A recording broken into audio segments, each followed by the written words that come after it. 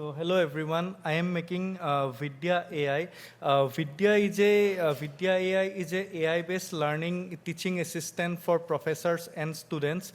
Just like a teaching assistant helps professors as well as students, it helps students in explaining video and it helps professor in grading assignment. Similarly, Vidya AI is exactly the virtual teaching assistant. We have two platforms here, Chat with Video and AI Assignment Manager. In Chat with Video, you can upload any video from Udemy, YouTube, Coursera, or any of those learning platform.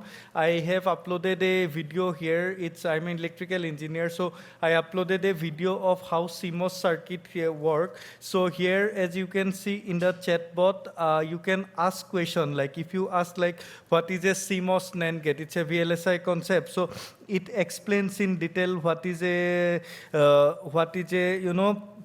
CMOS NAND gate and like that, and it also shows the timestamp at which the concept is being explained. And similarly, it also gives you link for external reading so that you can refer it for future. And then you can also ask question about the images present in the video. Suppose if you are from VLS electrical background, I just give a demo of electrical. You can just ask, what is this image about?